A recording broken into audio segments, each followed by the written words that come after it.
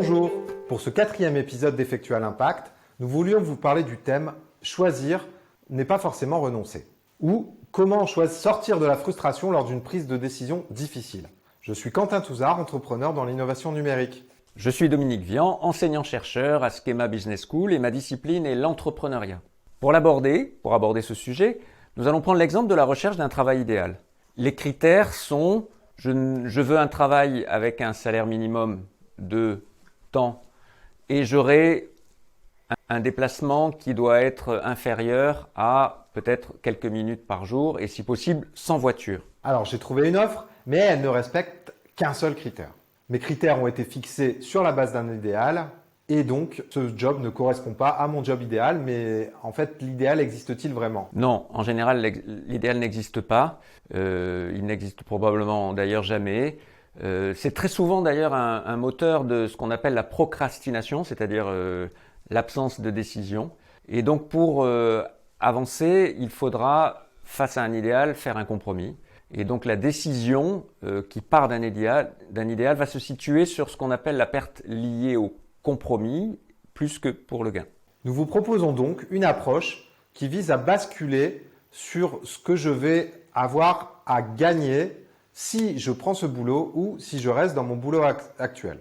La question devient alors, est-ce qu'il vaut mieux que je prenne le travail ou que je ne le prenne pas? Cette bascule induit de nouveaux critères relatifs aux effets dont je suis certain, comme celui par exemple de prendre ce nouveau travail qui enrichira mon CV. Il me permettra aussi peut-être de quitter mon boss avec qui je ne m'entends pas bien et je vais peut-être gagner plus d'argent que dans mon travail actuel. Je ne choisirai plus le travail en fonction de mon idéal, mais des critères dont je suis certain. Certain si je prends la décision de prendre le job et certain si je reste dans mon travail actuel. Revenons alors sur la façon de prendre une bonne décision. Étape 1, je vais décrire mon idéal sous la forme d'un texte et je vais mettre ce texte sous enveloppe. Je vais même fermer l'enveloppe pour ne pas perturber le processus. L'étape 2, c'est que je vais décrire tout ce que j'ai à gagner de façon certaine. Là, l'idée, c'est d'éliminer l'incertain.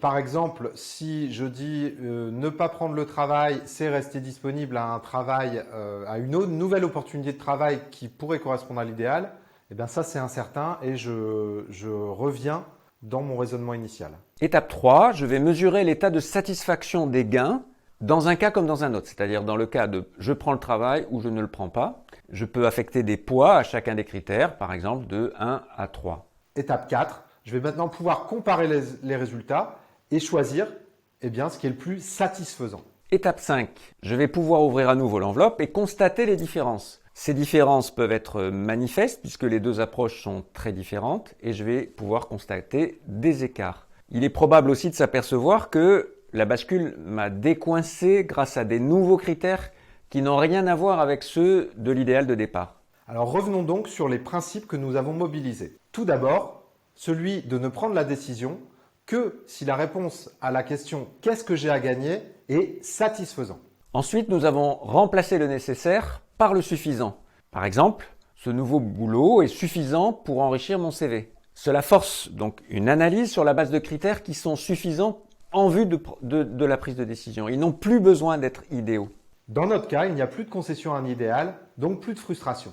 Cela améliore en plus l'engagement dans la décision en justifiant le choix. Prendre une décision que si le résultat de la question « qu'est-ce que j'ai à gagner ?» est satisfaisant.